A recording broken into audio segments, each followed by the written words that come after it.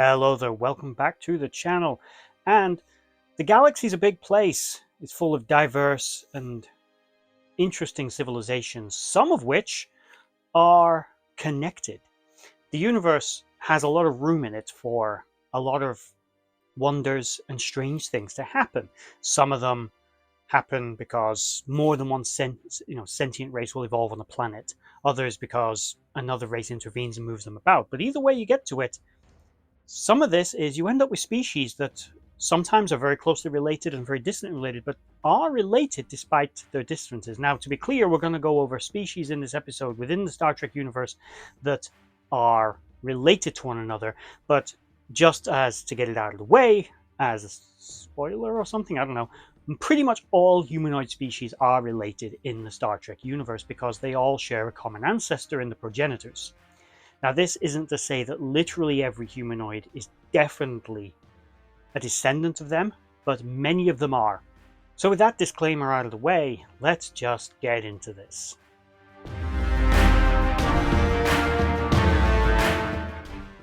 So I've cherry-picked a few races that I find interesting that are related to one another. If you know of any others that I've not mentioned, please mention them in the comment section down below, because there's only so much time in a video to go over every species. So let's start with an obvious one, Vulcans and Romulans. Now, I did a video last year before, on the Vulcans, the Romulans, and the De Bruin and how they are related. And to clear something up from that video, because I occasionally spot a comment, I don't always see comments like this, but I've seen them once or twice that I missed out the Mintalcans. Disclaimer, Mintalcans and Vulcans are not related. I've done a video on that before, but in short, they are not related. They are referred to as a proto-Vulcan culture, but that's the same way that they're as much Vulcan as Elorians are human. They may superficially look similar, but they're not actually the same species. They're just similar in anatomical structure and in cultural evolution, but they're not actually related.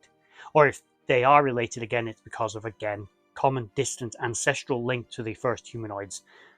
They're not an offshoot from the Vulcans. And neither are the Rigelians. That's actually Apocrypha Beta Canon. And its only reference on screen is that some of their, blood is similar. They've got some commonalities.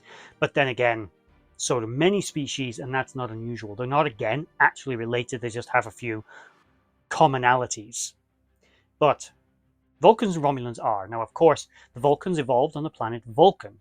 There is some Apocrypha background that's a little different to that, but let's stick with it. The Vulcans evolved on Vulcan. 2,000 years ago, Age of Awakening. Not all the Vulcans agreed with this. They left and they splintered off into the De Bruin and eventually into the Romulans and maybe into the Reman. That's a debate that I'm not getting into.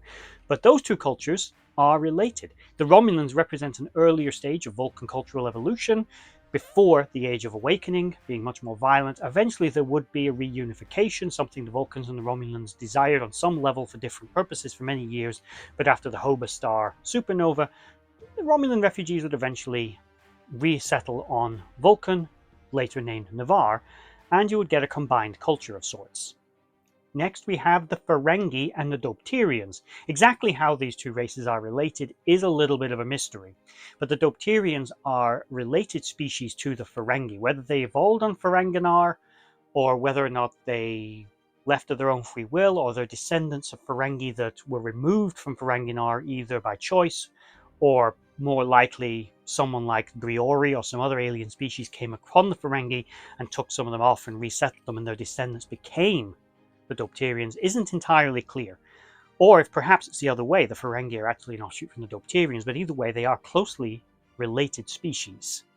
We've got Tribbles and Attack Tribbles next. The exact origins of an Attack Tribble are a little vague. My first thought was it's the Mirror Universe version, but it's not. Attack Tribbles are probably a genetic experiment. I just wanted to throw them in here because they were kind of cool. The idea of this, what's normally a harmless, innocuous little breeding machine in the form of the Tribbles suddenly having teeth and being dangerous was kind of stupid and fun, all in one go. The Andorians and the Enar.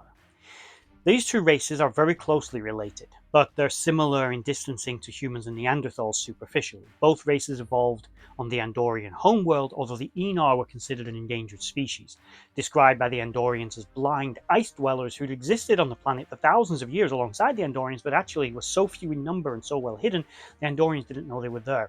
They were all telepathic and used that extrasensory perception to actually navigate their world, but they actually had no vision, or if they had vision, it was very poor. Most likely just had no vision. They superficially were similar in appearance to an Andorian, but had paler skin and slightly different antennas, but otherwise were very similar in general appearance. Humans and the Voth. The Voth were a repto-humanoid species native, or somewhat native, to the Delta Quadrant, encountered by the USS Voyager. The Voth were descendants of potentially hadrosaurs that had survived the KT event on Earth, had continued to evolve and become a humanoid sentient species. Something in the realm of 20 million years ago, their ancestors, for whatever reason, left Earth, and whatever trace of their civilization was on Earth at the time has been swept away through the sands of time. It's either under the oceans, buried underground, or just worn away. But their civilization, for whatever reason, maybe another mass extinction, war, plague, whatever, they left Earth and they ventured off into space and eventually became a civilization that pretty much live in space. Humans need no introduction. Those are us. The Voth reject their heritage, though, with being descended from Earth, as it goes against their religious doctrine that stipulates they're actually native to where they are and evolved where they are and evolved in space, which is ridiculous to any reasoned individual amongst their race. But again, religious dogma and faith, they simply wouldn't accept the evidence that there was a DNA link to humans and that it was obvious that they were related and must have evolved on Earth. And even the Voyager crew identified the species that they were almost certainly descended from that had once lived on Earth.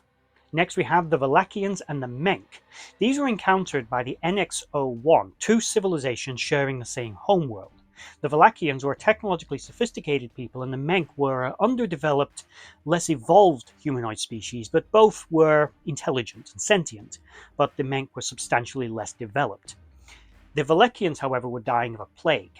Although Dr. Phlox and the NX crew were able to find a cure, they withheld it because Phlox felt that this was intervening in the natural order of the planet, and the Valachians kept the Menk down as an almost servile population. He believed that if the Valachians were swept aside by what is basically a natural selection action, that the Menk may one day evolve to become a more advanced people. There's a bigger morality conversation to be had there, which is something, of course, Star Trek is very good at. Discuss it in the comments section down below. What do you think? Did he actually make the right decision? Should he have just cured the Valachians? Because effectively he was condemning their civilization to extinction if they couldn't find a cure on their own, and he had the cure. Next, the Xindi. Oh, the Xindi.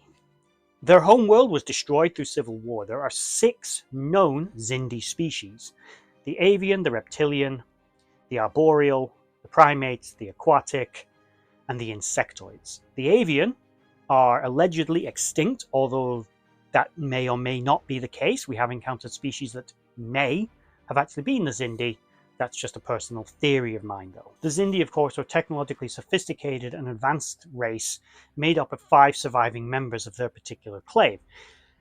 They considered humanity to be their enemy, despite evidence to the contrary, because they were being misled by transdimensional beings that actually did consider humanity to be their enemy and needed them destroying at this earlier time period, while humanity wasn't strong enough to defend itself. This resulted in the Xindi launching an attack on Earth that killed millions, and resulting in what could very, I think, generously be called a war between the two races. Next, the Ba'ul and the Kelpians. These two civilizations once lived on the same homeworld, still do technically. The Ba'ul were once hunted near to extinction, apparently, by the Kelpians. Eventually, though, they turned the tables on them. The Kelpians were a tall, lanky species with a 2-stage to their life cycle. In their earlier life, they were more agrarian and sort of pacifistic, but later they would go through the Vihari, which would turn them into a predatory species, and they used to hunt the Ba'ul. The Ba'ul turned the tables on the Kelpians and eventually became the dominant species on the planet, killing them in order to, before they went through the Vahari, to prevent them becoming those predators again. Eventually, the differences between the two races were resolved, and they would go forward together in peace once the two civilizations had reached a sort of a more advanced state of enlightenment. The Ba'ul biologically were very different to the Kelpians, however, with a sort of almost Artemis sort of appearance, sort of gross and slimy. They seem to be more of an aquatic species in a lot of ways, but generally were very different anatomically than the Kelpians, but the two races had co-evolved on the same planet. Okay, so for the end bit, let's have a little bit of an appendix. There is some speculation. As I said earlier in the video, the Mintarkans and the Rigelians are not related to Vulcans and Romulans, or the De Bruyn, or potentially the Riemann, but there is the possibility that if you want to take in apocryphal sources, that there is the possibility that that is true. There's also some tantalizing theories, and they are hypotheses, that the Bajorans and the Cardassians are actually distantly related, with perhaps one of them being descendants of colonists from the other world. More than likely, if it was to be, it would have, the Bajorans evolved on Bajor, and descendants of Bajorans, for whatever reason, ended up on Cardassia and became the Cardassians. But that's just a very vague theory. There's also the possibility that the Kazon and the Trabe are also related, potentially originating on the same homeworld. But again, it's not clear. Another one, although this is a bit more of, again, big hypothesis, is the Tosk and the Jem'Hadar from the Delta Quadrant, and also the Hunter species as a consequence, who were very similar in appearance to the Tosk as well. These three species had a lot of things in common. Now, it's possible that the Tosk were a genetically engineered species created by the founders for the Hunters, and that's why they have similarities to the Jem'Hadar, such as their ability to shroud. Their superficial similarity to the Hunters could mean they made them out of the DNA or genetic material out of that species, or it's possible they evolved on the same planet, and the Tosk are simply a subservial species to the Hunters. The Jem'Hadar's similarity to the Tosk is distantly similar to that of the Jem'Hadar. Superficially, they both seem to be sort of vaguely reptilian, and they both have an ability to shroud. But that's the entire basis of that hypothesis, and it's my own. It's not one that's commonly I've seen online or anything. But there are multiple other civilizations that may or may not be actually distantly related to one another, and just it's not a known fact about them. But again, if you know of any civilizations that I've missed that should have been on this list, let me know in the comment section down below. Please like, share, and subscribe. It all helps this channel grow, and hit the bell notification icon, because that is the real subscribe button if you want to help this channel grow. I am currently, I think, nearing 3,500 subscribers, which I'm very grateful for, and was kind of surprised I've reached that level, to be honest, considering I do this purely for fun, just because I'm a massive sci-fi fan. I say doing a Star Trek video in a Star Wars t-shirt as an example. I love all things sci-fi and just needed some way to, regurgitate all the information that's rattling around in this ridiculous autistic brain of mine. But thank you to everyone that has subscribed. If you've not currently subscribed, please do so if you want to stay up to date with more videos from this channel. With that said, we're now at the end of this video. If you enjoyed it, I thank you for watching, and bye-bye.